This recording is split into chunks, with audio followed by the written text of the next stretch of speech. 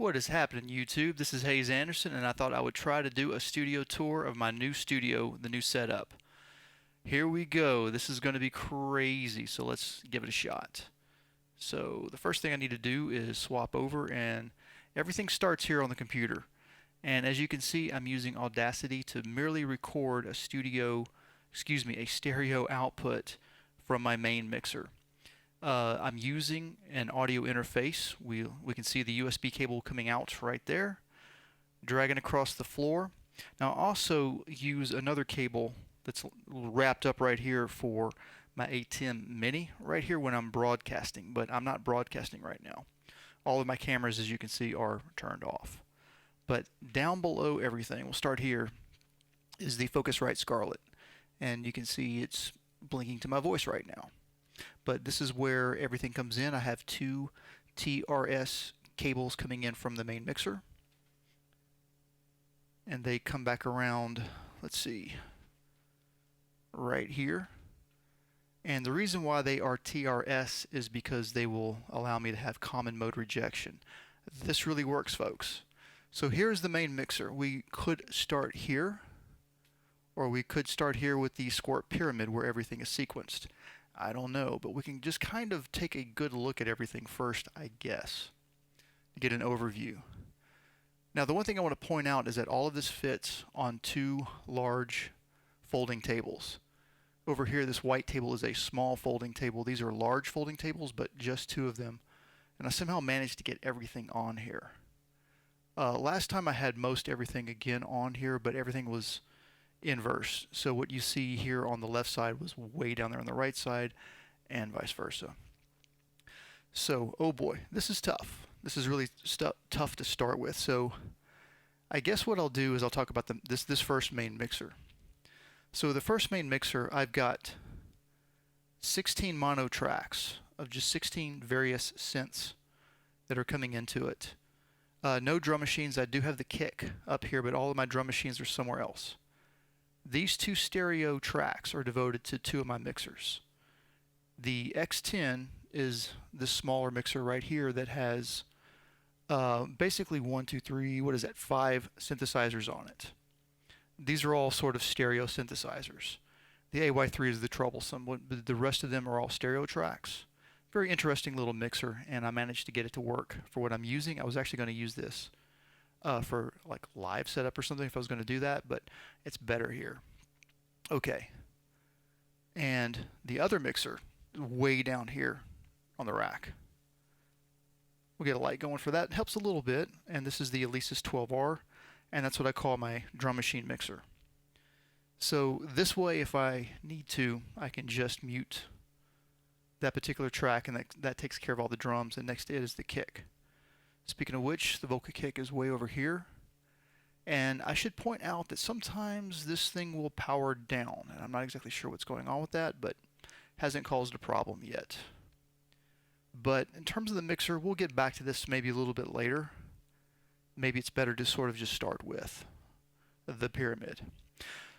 So on the pyramid right now, I have 3 of the track banks set up. Here's bank A, bank B, and then bank C. You're saying to yourself, well, what the heck does that mean?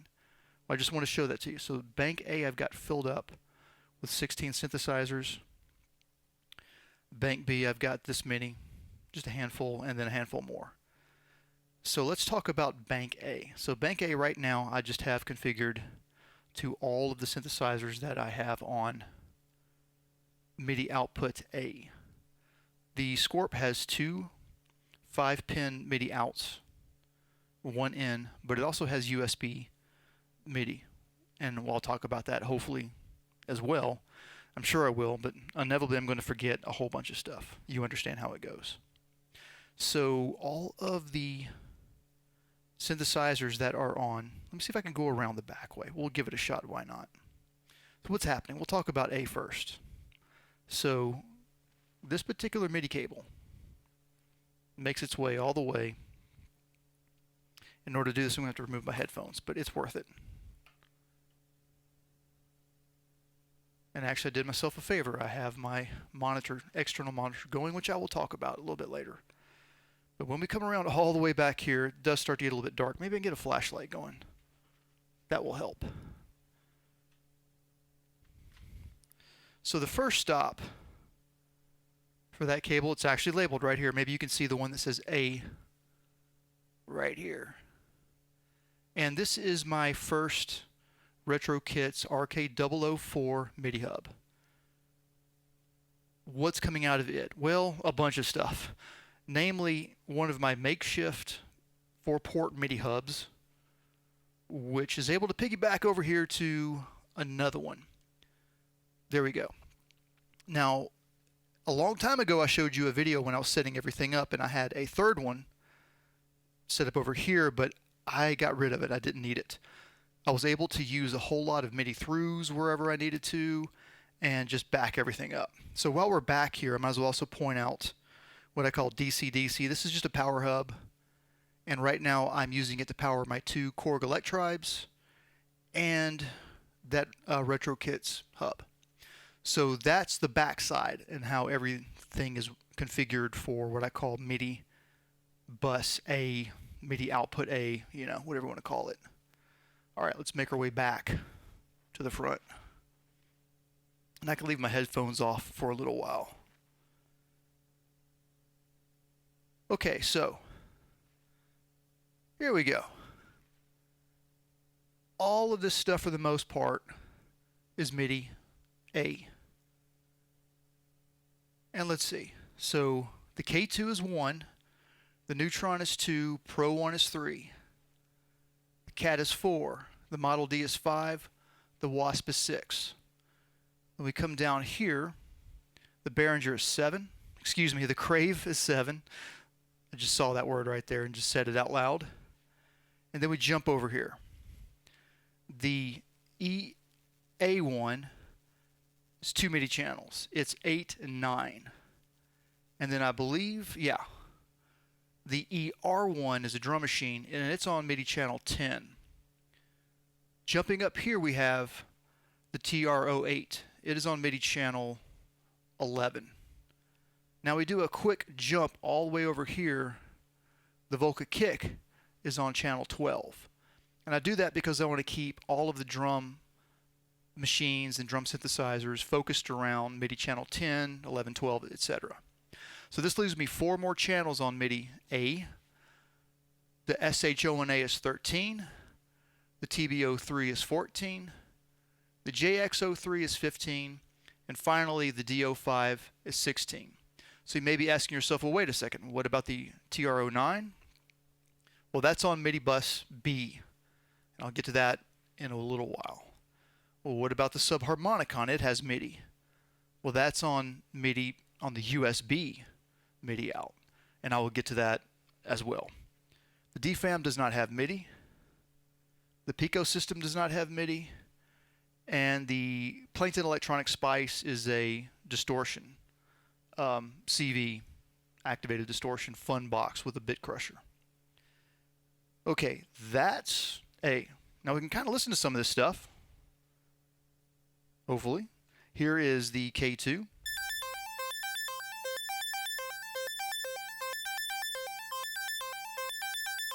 And if I knew what I was doing, I might be able to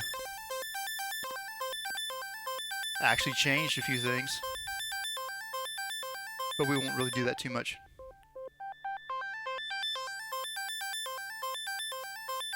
Next would be the Neutron. And that's it over there doing its thing. Right now, let me stop it for a moment.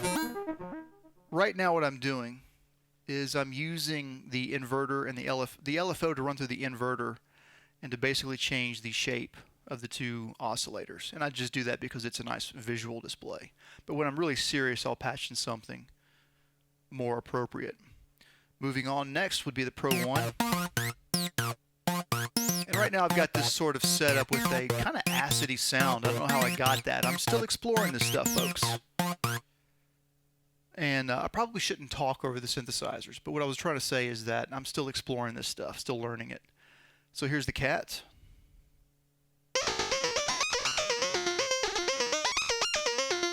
Yeah, let's play around a little bit with that. This is a lot of fun, actually.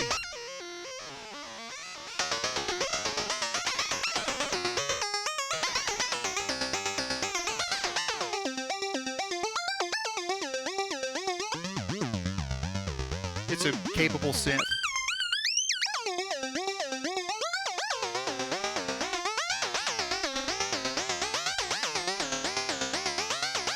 It's kind of cool to try to find its sweet spots. Anyways, watch out. I'll start noodling too much if I'm not careful. So here's the Model D. It's kind of hard to show both, you know what I mean? I thought about setting up my external cameras and doing all the editing stuff, but I'm not going to do that. And then here's the Wasp. It's a very interesting sound for the Wasp. That is the Wasp, right? Yeah, sometimes I have to ask myself and make sure I'm looking at the right synthesizer. Now the Crave. And then, what happens if we hear them all at the same time?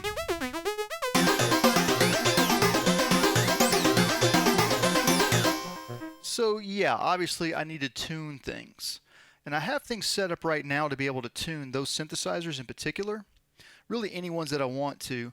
And I always rave about these pedals, but I just don't see enough people using them. And they are the Zoom B1 and the G1. Here you can see I've got 3 right here, and then I've got another 2 right here. I want to get to that later, but right now what I want to point out is that I can use these as guitar tuners. And because I'm using these as auxiliary outputs from my main mixer here, and those synthesizers are connected into that mixer, I can use these knobs here, these aux pots, to send a signal to whichever one that I want to, whichever guitar pedal, and tune them. I'm not going to do that right now, but I can easily tune those synthesizers with these guitar pedals. So all that's set up to do. Alright, so let me unmute these. I'm going to show you the ER1, both tracks at the same time.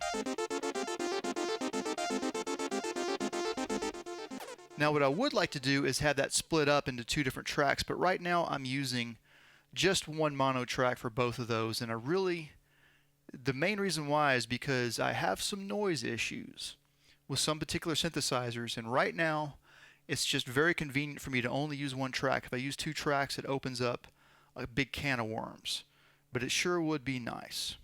So moving on to the drum machines, let's see, this should be, this is the ER1. The next would be the TR08. Now what's cool about the TR08 is that I have it going through this mini Chaos pad directly. So anytime I need to, I can work with it that way. And it's cool, this has tempo tracking BPM, so I can just hit that button and it will track to whatever tempo that I need. And then of course the kick is a nice, boring, bumpy. So moving on, we've got the SHONA. Now what's really cool about this is if I select this track, I can change the patches via program change.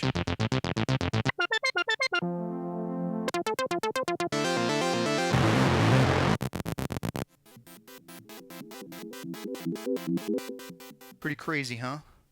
So moving on, this is the TB03, and I still haven't done my work yet. I need to go through and configure this thing completely, but just a quick demonstration.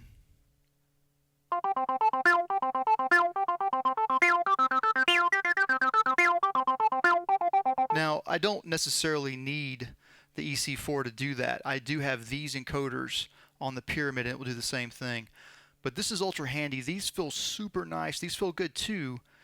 But, you know, I'd rather put the wear and tear on these than on this machine, because this machine has more functionality, more important main functionality. And for what I'm doing, that's an auxiliary. So I'm definitely going to be programming this thing to handle all of my CC needs. You may be asking yourself, what is CC? That is MIDI control change. So I can, as you can see, hopefully,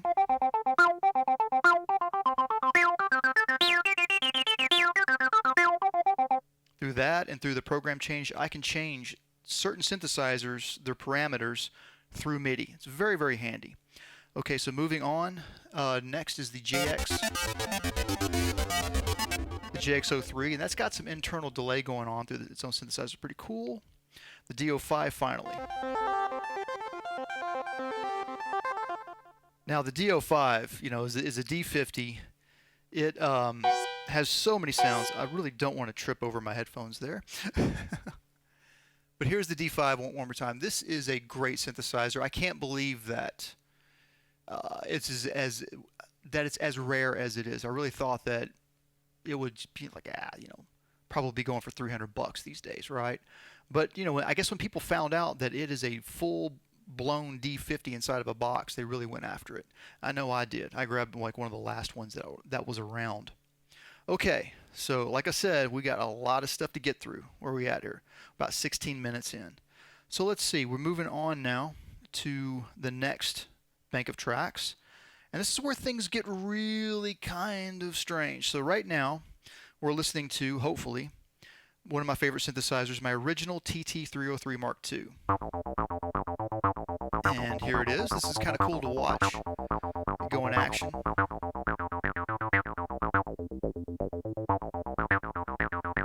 And this is a complicated little beast right here. Right now, I have it set up to receive MIDI.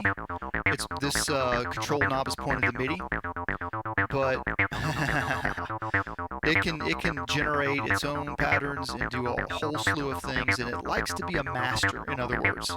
So that's why I built this box, and these two switches should be one. Let me hang on a second, sorry.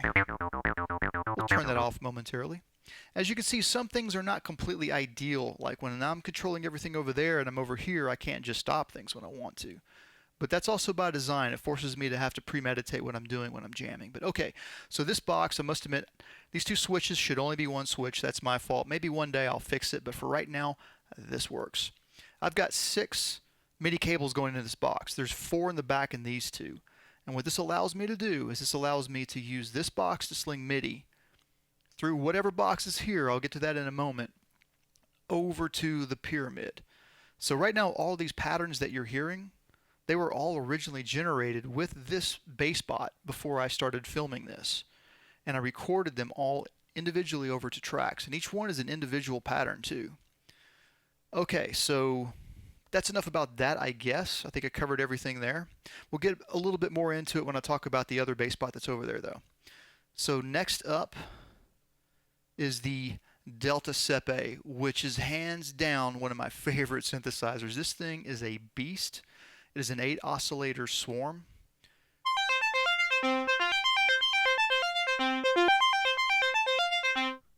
So let me see if I can. And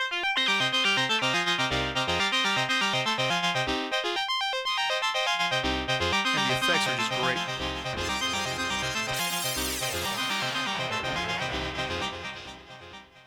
So it's got this wonderful delays, and it's also got a really cool chorus, phaser, and flanger on board. And when you max out the parameters, you get some really interesting special effects going. I could spend a lot more time on that synthesizer, but we got to move on. So next up is the, beneath it is the, hard to see, is the Twisted Electrons Mega FM. I love this synthesizer. Now, right now,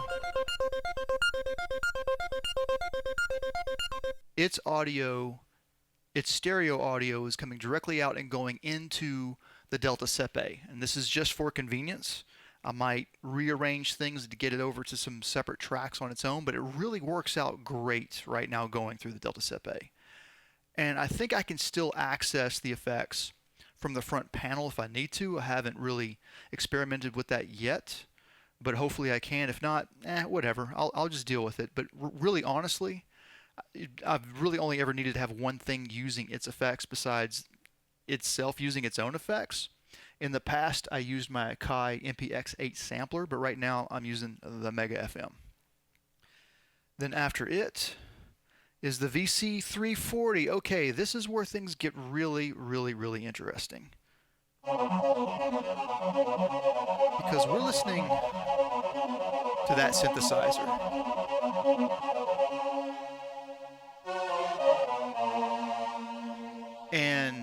have some cables on the ground, but those are not MIDI cables.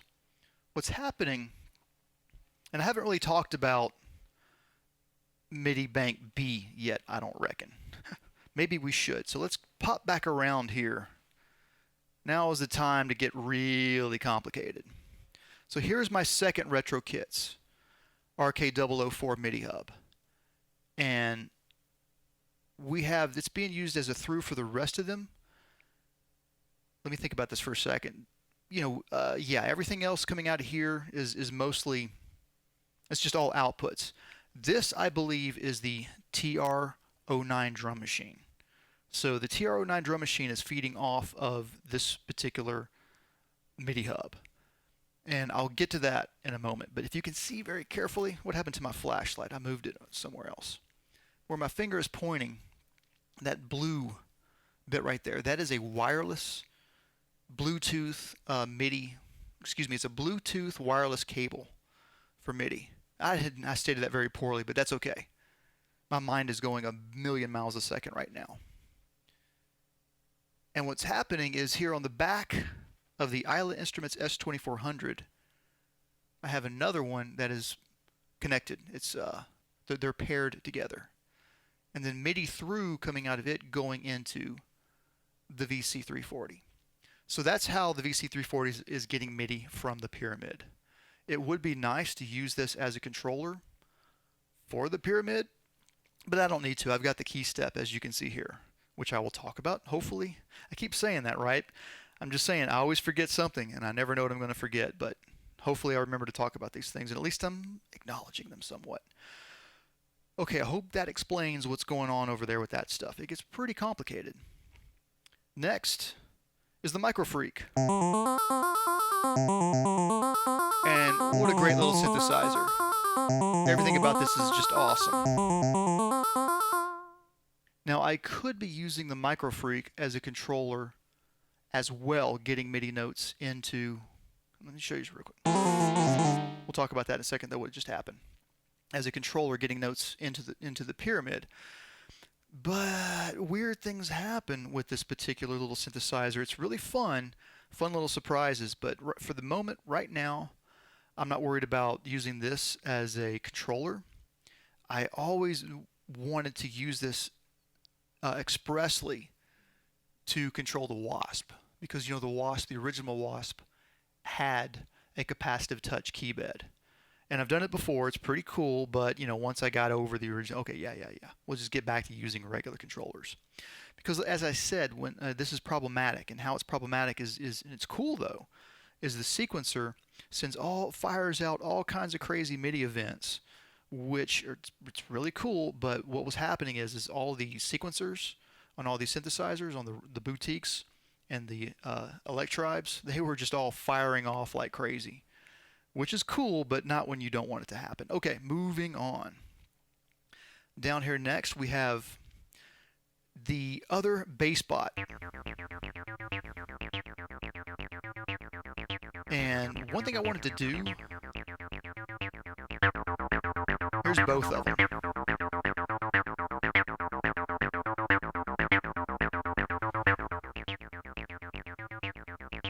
And I want you to listen to how different they are.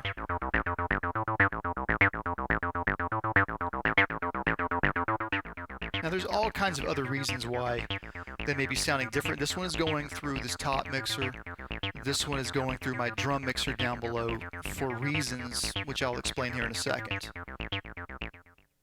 But what I like to do is normally put a drum machine here. Now let me point over here now to the side bin. Here I've got hiding away my TT78 and TT606 drum machines. Normally one of these two is in this spot, but for right now, my second bass bot is right here, because sometimes it's fun to do double bass bot acid jams. One thing I noticed is that this one sounds remarkably different to this one, and the reason why I wanted to point this out is because all analog synthesizers have a chance of being remarkably different, even though they're supposed to be the same circuits. This is a later creation. It was made possibly with some alterations. I have no idea. It definitely sounds different. I love the way they both sound. This is why I have them, is because these things have subtle differences, and when you put them together, it's pretty darn awesome. The hard part is just putting them together, I suppose. Okay, so what else can I talk about here? This is where things get a little interesting, and we start to get to the utility of my patch bay below. Because one of the problems, let me see if I can get one of my flashlights here. Sorry as I grab that, here we go, is that this particular, one that says P77, that track, the preamp is dead, and I need to have it replaced. But what I'm doing is I'm using an insert, which means that I can use my own preamp in essence, and I'm using my Trigatronic P77 tube distortion preamp thingy majob to do that. Right now it's turned off because it's a tube and I don't want to use it up too much. Maybe I'm being a little too gentle with it, but that's okay. But what I can do in the meantime, however, because of my patch bay, which we can kind of sort of start to talk about a little bit now, is that I can take the output here from that track, which is patched into here, and take it into somewhere else. So in this particular case, I'm taking it, I believe, into like this track. Excuse me, let me point down here. It doesn't matter, but one of my free tracks. Now, I want to talk about this a little bit later, but yeah, this is where things get really great, because now everything that you're seeing, for the most part, I have options. If I need to move things to other tracks on other mixers to get to other effects, I can do that. Okay, we got really, really deep there on that one. So here we have, finally, the TR, hang on a second. There we go. The TR09. Yay, and it works. Now, I want to talk about the TR09 a little bit, because it's over here by itself on MIDI bank or MIDI bus B, while everybody else is on MIDI bus A. Now you notice I've got this one little guy coming out of here, this one cable. This is going into the Moog DFAM into what's called advanced clock. So what this does is this allows me to have, let me back up for a second. See, this gets really complicated. Right now when I hit play, when I engage play on the Squirt Pyramid, these synthesizers do not play. They have internal sequencers. So these start and stop buttons on each one of them are. And you can automate the starting and stopping of that through MIDI by just having your controllers start and stop buttons being pressed. It's pretty cool. So the way I have it is because it's actually very problematic to have the sequencers start. What you need to do is you need to have the first pattern always be blank. Or what you can do is you can have your MIDI sequencer configured to not send MIDI start on that particular cable. So MIDI start and stop are not sent across A, but they are sent across B. Because all these other synthesizers that I just showed you, they don't have sequencers. What were they again? They were the TT303. It's totally analog. Well, it's got a little bit of digital for its MIDI and everything. Hey, by the way, any synthesizer that has MIDI has digital components, so whatever. The Delta Sepe doesn't have a sequencer. I don't think it does, at least. It's got its snapshots, which I think are only changed through MIDI CC. So MIDI start and stop doesn't do anything for it. Same with the Mega FM. Even though it's digital, it doesn't have a sequencer. And if I say it doesn't have a sequencer and it does, then I'm whatever. But the VC340, no sequencer. The Microfreak does have a sequencer. So that's interesting. I'm trying to think for a second.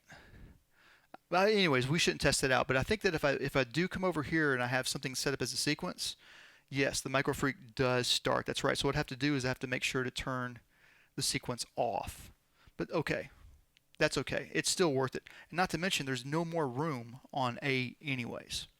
So back over to the TR09. Why do I have its sequencer playing? Well, you've already guessed it probably. It is clocking the DFAM. The DFAM can be notoriously hard to synchronize with your gear. The way I'm doing it right now, the way I've chosen to do it, is I've chosen to use one of these devices. By the way, the TR-08 could do it. I believe that, now these two are probably the best two ones. Either the TR-08 or the TR-09 are the best candidates for this, I believe. And of course, one of these guys could be, but we'll get to that later. But here I've got it's synced to MIDI clock, and the best part is that I'm able to program where the triggers are. So I can have all 16th notes, 8th notes, quarter notes, any pattern that I want to on here, and then have it play. And so in order to do that, however, I have to arm the DFAM first, make sure that I have it starting where I want it to on whichever step that it's going, and then when I press play over here, we get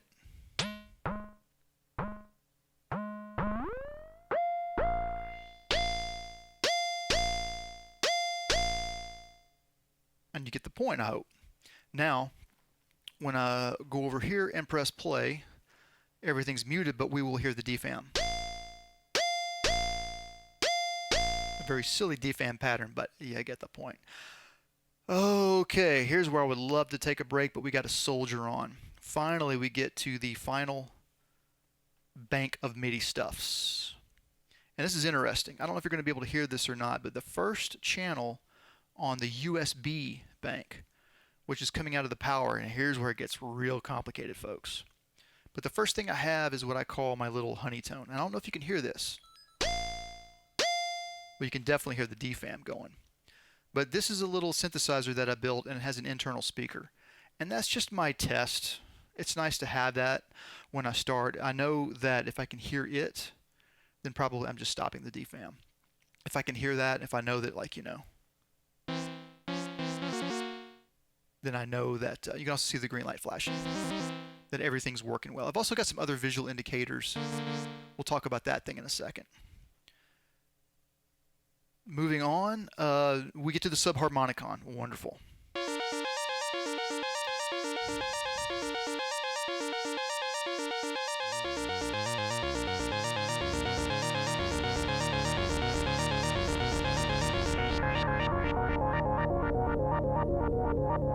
What happens when, you know, I haven't even talked about adding reverb,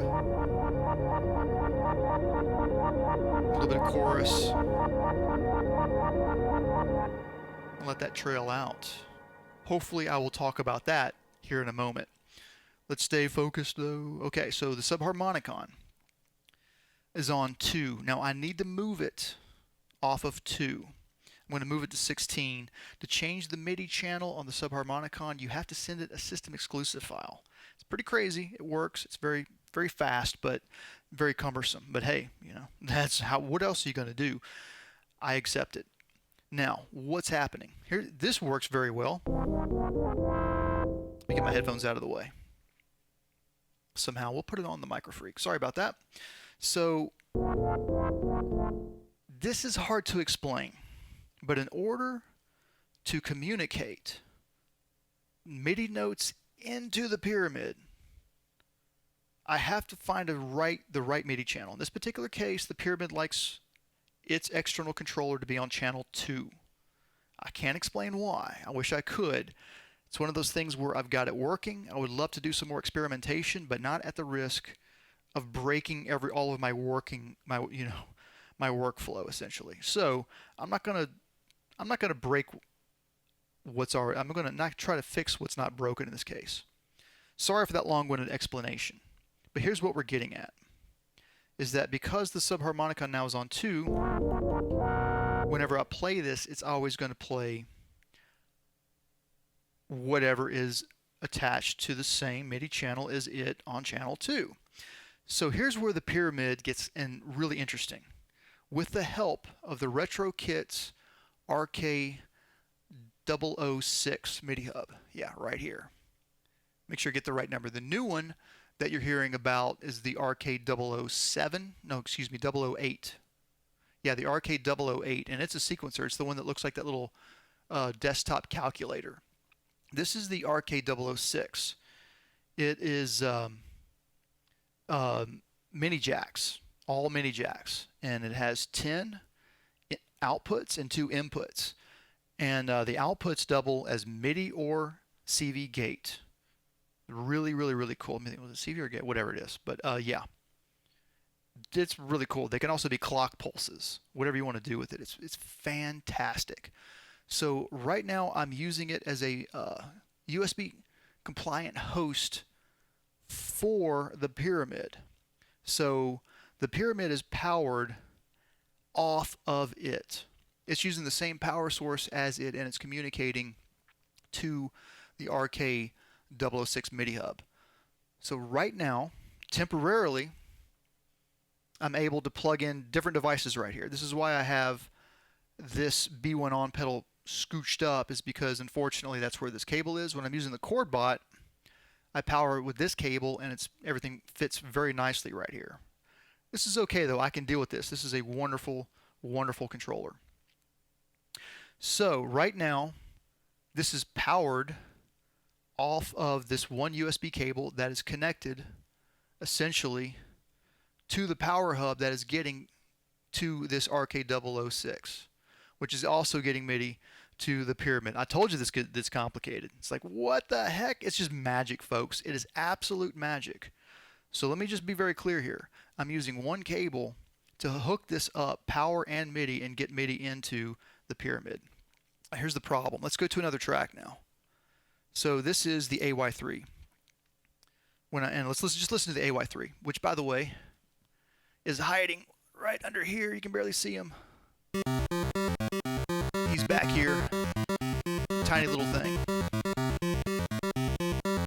And maybe we can get to the back here real quick. So the AY3 I can hardly even get to, but that's it right here. Yay. Tiny little thing. Has two outputs. Now, Perfect Circuit advertises that as some kind of a unique stereo output. No, folks, it is two separate outputs. Very problematic. Very, very problematic. As you can see, I have to use two tracks on my mixer to accommodate for it. If I want to, I can take them and let me do a quick panning. Let me make sure I'm doing the right knob here.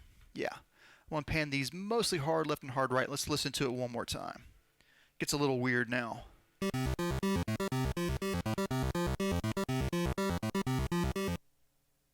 It's a fun little synthesizer. Now, here's what I wanted to show you.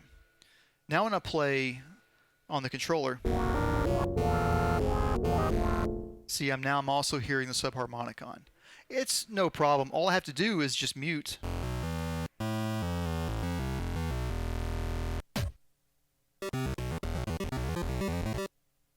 And anyways, so all I have to do is just mute that track for the subharmonicon, and it goes away. But as you can see, probably what I should do is move the subharmonicon's MIDI channel somewhere, probably 16, way, way, way, way. I don't see myself using up any of these ever, let alone anytime soon. I mean, I've still got all of these free ones. Was that 3, whatever that is, roughly about 7 more free ones on B, and then like 8 or 9 more free ones on the USB. We're getting done. We're getting close to done. So now the strike FET. And again, the strike FET, same as the Arturia key step, it's also powered and getting its MIDI from the Pyramid. Excuse me. It's getting MIDI from the Pyramid via the same configuration. One USB cable going into the RK006, which is piggybacking, the Pyramid is piggybacking off of. Wow, it gets really complicated. So here's the strike FET. We got 2 channels. And it has basically a string section and a solo section, but it's kind of hard to get them both to go at the same time without using a split keyboard. So in other words, you need to have like a wide octave range going, and I didn't get that going in my demonstration. But that's okay. And then finally, this kind of sounds weird, but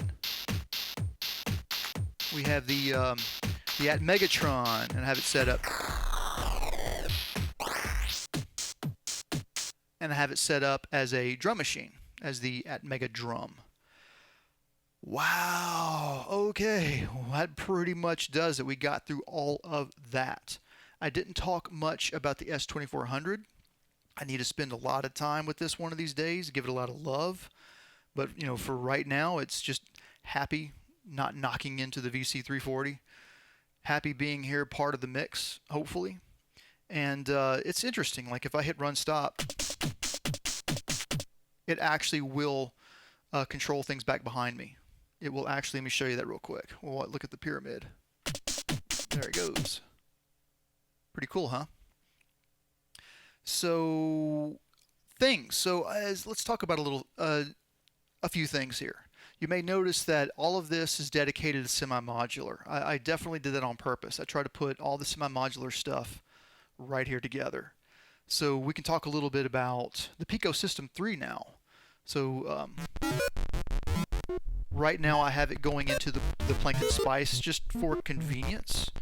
The Plankton Spice is patched into the patch bay, so I can take any of these synthesizers into this and then have its output going into another track.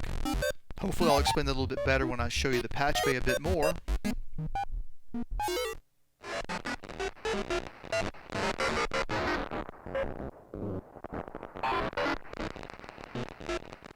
Yeah, that is a grimy sounding little effect there, isn't it?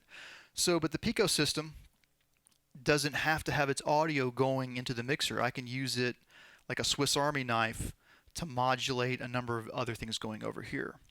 And for that matter, if I can do this correctly, you know, I could do something like this, where I've got, whoa, don't want to hit that too hard, where I have the SHONA CV and gate coming out and going into something like the cat. Now let me come over here real quick, and I'm going to mute the track for the SHONA so that we don't hear it. But this is kind of cool. The SHONA, first of all, has a great little sequencer on board, but it's also got this little power, what am I trying to say, this strip. Well, that didn't work, did it? Oh well. You know, I'm not going to worry about that. That worked last time, but maybe I did something wrong. I'm not going to worry about that. It works. Here's the thing. I figured something was not going to work for whatever reason it wasn't going to work when I was doing this demonstration. But before I did this, I was, hey, you know what? I should try this out. And yeah, it worked. Let me try the. We'll try the Model D instead. See if we get anything. Oh well. And it could be just because right now the SHONA is just like made it out. Perhaps if I restarted it, it might want to behave. Let's give that a shot. There we go. Will it work for us now? There he goes. Let's try the cat again. See, things get a little weird. You see what I'm saying? Sometimes you got to reset something, or there we go.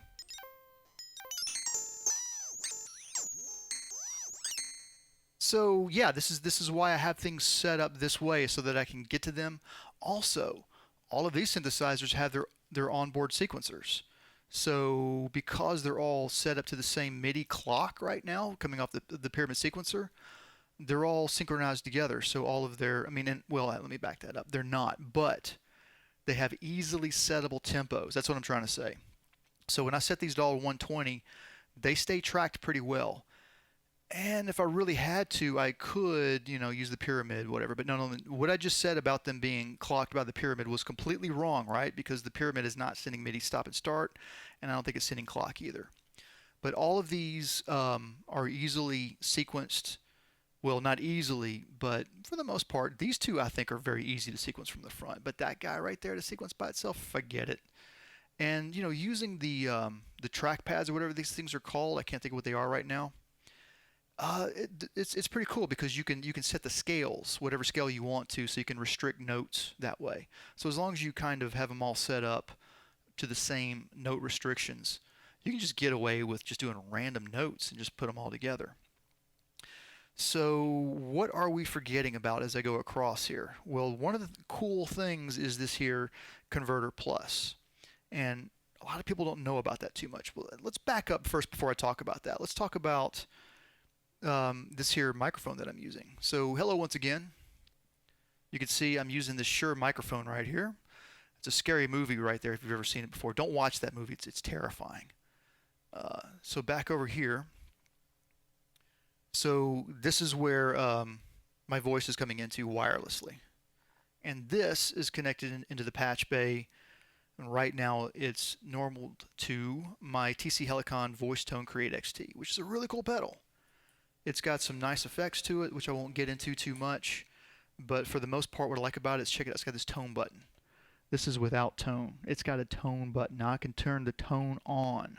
Look at that. I can turn the tone on. All it needs is a suck button that I can turn down, and then we're good to go. But that tone button, it cleans up my voice really nicely. Okay, now we can move on to the Converter Plus. What I have right now is the Converter Plus. Let me think about this for a second. Yeah, these are outputs, right? So the Converter Plus is patched to the patch bay below. And right now, this microphone is going to the Converter Plus. This is where it's going to get really, really, really fun. I need to find the right, yeah, we'll use the TB03 for a demonstration, I think. So CV and gate out, and I have CV and gate out coming into this little passive mult right here, the Synthrotech passive mult. Now, if I want to, I've got two more outs that I can use, and I can go straight to any of these synthesizers that accept CV and gate. Which, by the way, the K2 is a synthesizer that I just have no clue how to use, but I'm going to learn how to use it one of these days. But apparently, it doesn't have the same standard CV gate voltage requirements or whatever that the others do. It's very bizarre. I'm having a hard time getting it to do what I want it to do, but that's good. That's good. It means I need to change my expectations. So, the right now though, the CV and gate is only going to the pyramid, and I've got CV and gate in to the pyramid. So as I said before, we'll pick, I believe, the TB03, and oh yeah. So how is this going to work? So what I have, folks, is voice to Midi. So I'm going to give this a shot. What I'm going to do is I'm going to swap the old camera around, and I'm going to mute this so you don't hear my horrible singing. Also, I'm not going to be able to I'm going to have to put my headphones on. So we're going to have to set this down for a second. And I really need to put my headphones back on to make sure that I can hear this, because there we go. Okay, sorry about that. Now I'm going to mute my voice. I'm going to go away for a second. And then hopefully you're going to hear this crazy mess.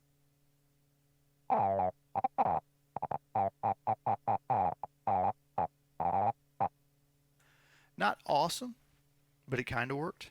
It gets crazy when you use something like a drum machine. We'll try the TR-08.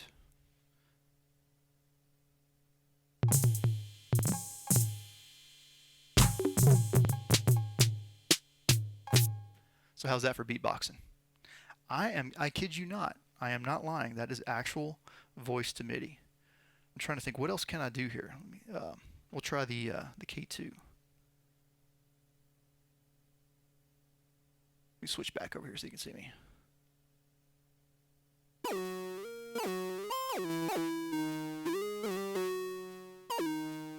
Now, one of the things is that, you know, it has a very restricted octave range. It's very, very, like, in the middle. Let me get back over here. But so how that's working once again is, you know, just a microphone into the sonic converter, and then CV gate going into the pyramid. And you might be able to see the note. You might be able to see the notes go up and down when I do this time.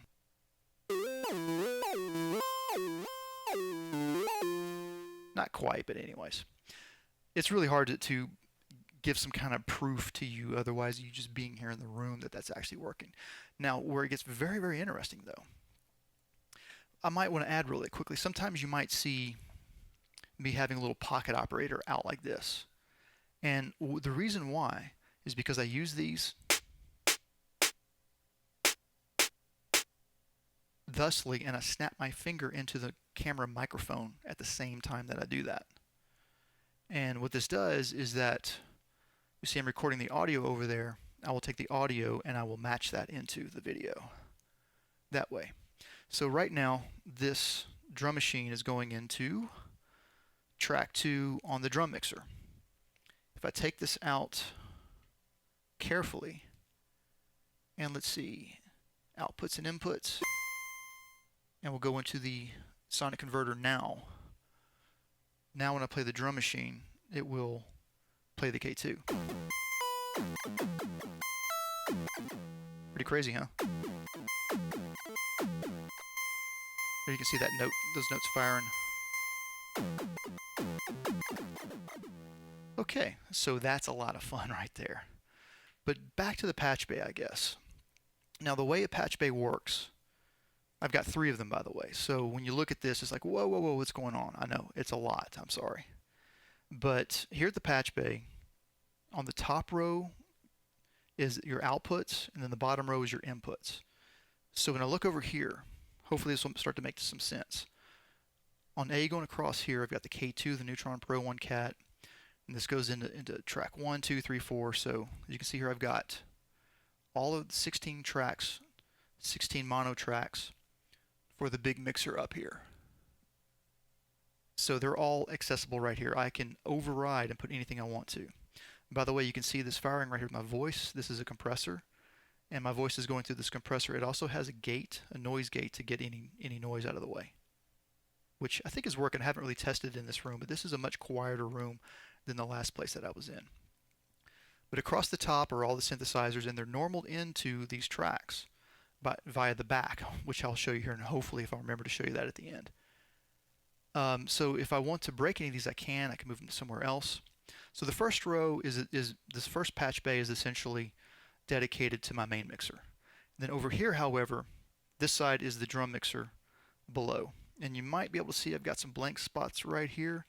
The Volca sample did go into here, but it gave me troubles. It's out of the rig for a while, and there's nothing there right now. In fact, I've got, whoa, that was my elbow hitting the microfreak, an empty Midi cable, and a stereo audio cable ready to go for something else. I might, like usually the Volca FM or something, but right now, I didn't talk about this too much. I'm using the TC Helicon terrible beast, awful, evil C1 hard tune auto tuner. But it's really cool to use with the sonic converter so that I get like the notes kind of on. Not completely necessary because the Scorp Pyramid is going to do the same thing. But when I'm using things over here with CV and gate, however, it kind of changes things a little bit. Also, I will eventually get this into the patch bay. It's not now, but I want to be able to run drone synths through auto-tune. That gets kind of cool, especially when you use things like the Atari Punk console through an auto-tune. It actually sounds really good because that's a very horrible sounding synthesizer. It's not a synthesizer, it's a noisemaker anyways. Okay, on the second row, things get kind of complicated a bit because I have all kinds of aux sends, all kinds of effects, and, excuse me, I'm pointing at the synthesizer there, the controller. So, okay, let's talk about that a little bit first. So here on the main mixer, I have these 2 red knobs are dedicated to aux 1 and aux 2. So aux 1 goes to this B1 on, aux 2 goes to this G1 on. Now, on this particular mixer, it has internal effects. Effects 1 and effects 2, and you can change them over here with these banks. It's got a bunch of different effects that are really cool. They're all digital. I'm using something completely different. I'm overriding all of that. So for FX1, I have that going to the Oceans 11. And I just have mono going in, but stereo coming out. And stereo coming out is going back into this mixer. And the reason why it's going into this mixer and not into a sub-mixer is because I was having phasing issues. And I do get phasing issues with these particular effects.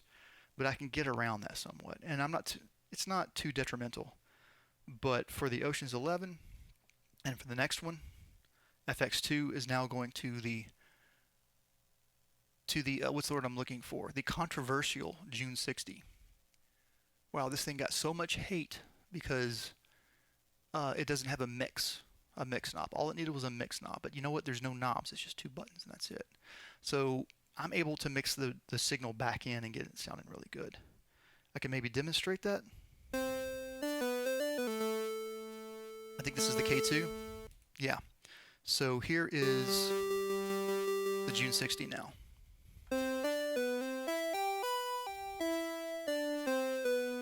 hear how it like opens up the stereo spectrum? And I can mix that in better and get it, more even if I need to. Just want to get a point across. And while we're at it, here's some of the Ocean's 12. I've got it set on some serious shimmer right now just to get a point across that it's there. And then these guys will, right now, they're sounding kind of gnarly probably.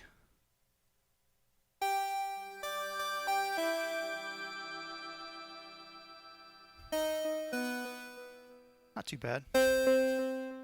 Yeah, they're not really doing it. I don't have them set up right now, but what I love about these pedals, by the way, is that you can stack up to 5 in a row on each one. So I can have, usually what I do is I start with the noise gate. There's a good reason for that. So I always dedicate one to a noise gate. But then after there I can use maybe a distortion and then a compressor to make sure that it's not overblowingly loud, And then it gets really fun. You can add all kinds of cool delays that are tempo track delays. Now to change the tempo, you've got to go into the menu and dial it in and so forth. So I've got 5 of these to change if I have a tempo change, which is not cool and not very awesome. Whereas all these little guys will tempo track, but I can handle that. It's not really detrimental, and that's only really if you're using a delay anyways. It's got some really cool reverbs, a lot of cool other effects, modulators, your phasers, your flangers. It's got a really great bit crusher on it too. Okay, so what else do we have though? Now I didn't talk about this mini chaos pad. So this is where it gets kind of cool. What I'm using the subgroups to get stereo signals out to 2 particular effects devices. One being that other mini chaos pad that I showed you. That one right there. And then the other one being the Dreadbox Hypnosis, which is just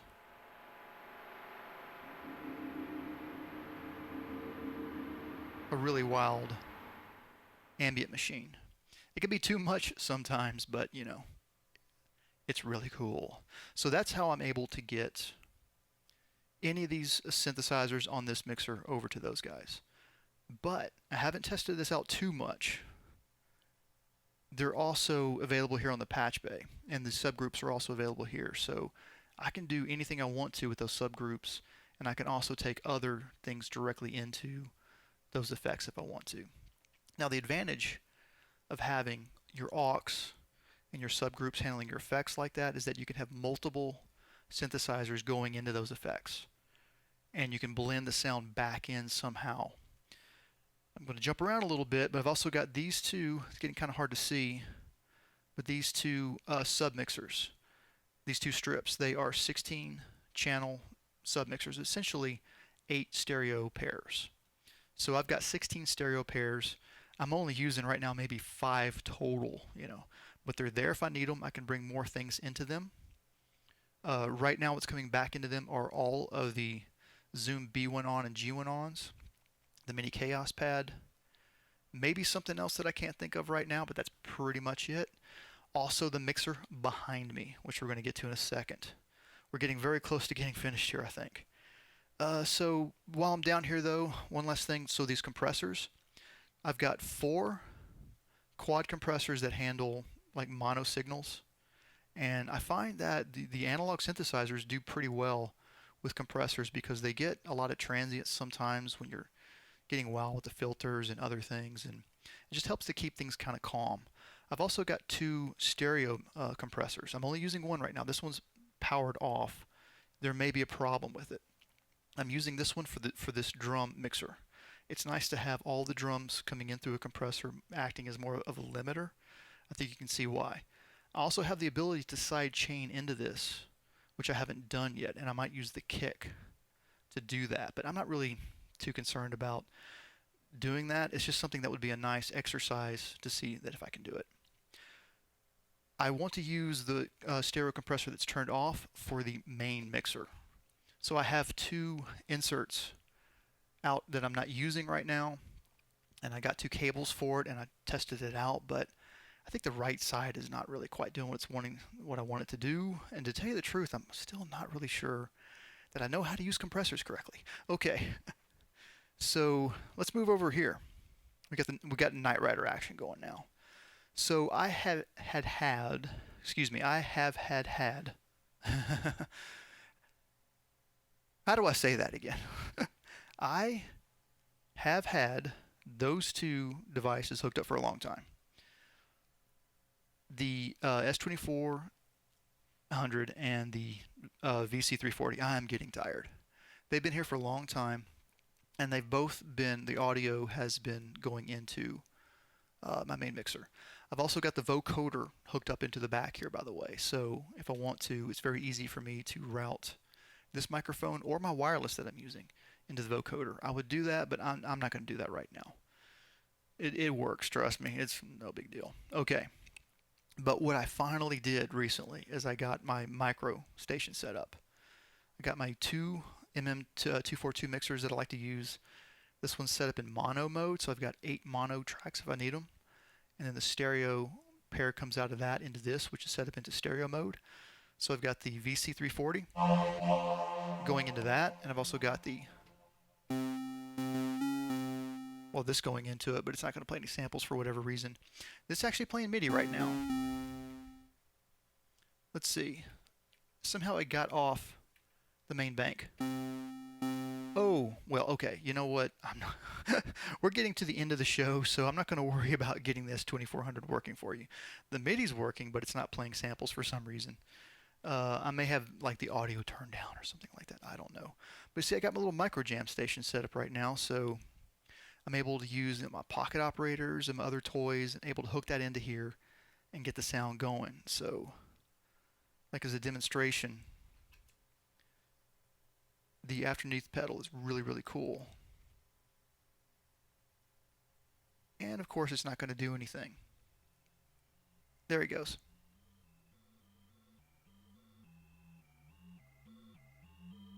So, yeah, this is a cool little pedal. Right now, the SQ1, turn that down a little bit. That's overdriving now, I love it. The SQ1 is sending gate out into its expression pedal, and it's turning this reverb pedal into a synthesizer. Now I'm using the this EQ, this 10-band EQ by K-Line here. You'll see why. That's very, very muddy. That cleans it right up. Now, let me stop this real quick. One of the things that I don't like about using those stereo rack-mounted mixers is they have no EQ settings on them. I could drive them into another EQ and that would be fine, and it would have to be a stereo EQ. Before, I was sending my 80s into the rack down here and I had some EQ set up. But you know, I think I'll be okay. I'm also getting a new mixer, by the way, but it's not going to be any better than the 80s necessarily. It may be worse. It's just going to be a different mixer, and I'll talk about that later. But yeah, I've got my micro jam sessions set up, ready to go. We're pretty much done with this studio tour. Oh my goodness gracious, thanks for sticking around. I guess I can kind of show you, here's like where I'm putting the rest of the stuff. But do you remember the last time I showed you this rack, several months ago, and it was just full of audio cables? And let me tell you, I have pretty much used up every single one of my audio cables. Of course, not those little patch cables. Got a big mess down here. I've got my auxiliary cables that I used for CV jams right there. I've got some more down here. One of these days, I'm going to talk about what's inside of these two guys. You can kind of get a little bit of a hint there, right? You kind of know, if you know what you're seeing, there's more of that. But that's another story. So yeah, I got a lot of guitar pedals. Some of these I made, most of them I bought. Some of these are pretty cool. If you know what these are, you know what these are. One of the things that I do love though is, man, I love this particular pedal. I got a sweet deal on this one. This is a random tone generator, so it works great for this stuff. Anytime you need to just get like random tones out. I mean, it's pseudo-random, right? Another kind of cool one that I want to mess around with is the Knockout. This is just, again, it's like just an EQ pedal. And this is really, they're more for guitars. But, oh my goodness gracious, it's going to be so much fun to send the old Knockout through the Knockout.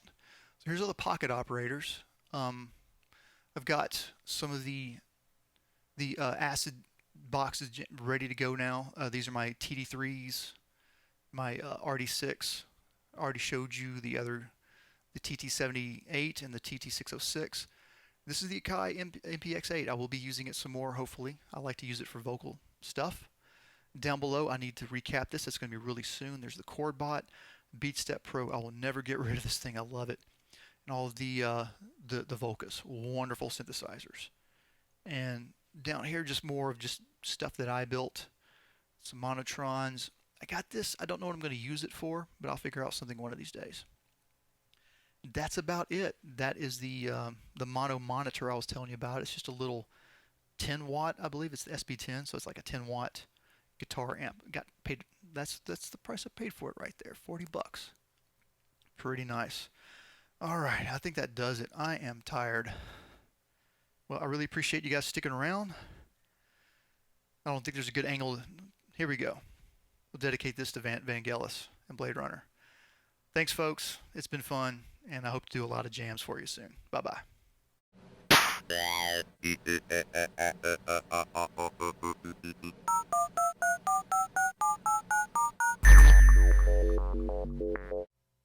And welcome back to All Things Missed. I forgot to talk about one of my favorite synthesizers, the Lyra 8. And normally I just keep the volume turned down on this thing. We're going to turn up and give it a quick listen.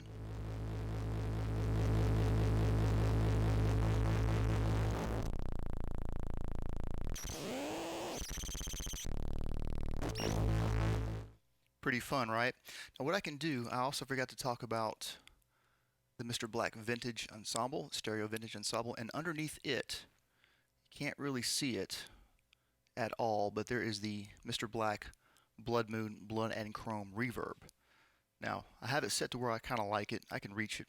What I can do with the patch bay is I can have everything patched in where the Lyra 8 is going into the Blood Moon, Blood and Chrome, coming back out. Now when we listen to it, we've got some nice reverb. Now, also through the patch bay, I have the Lyra 8 patched into the Acid Box 2.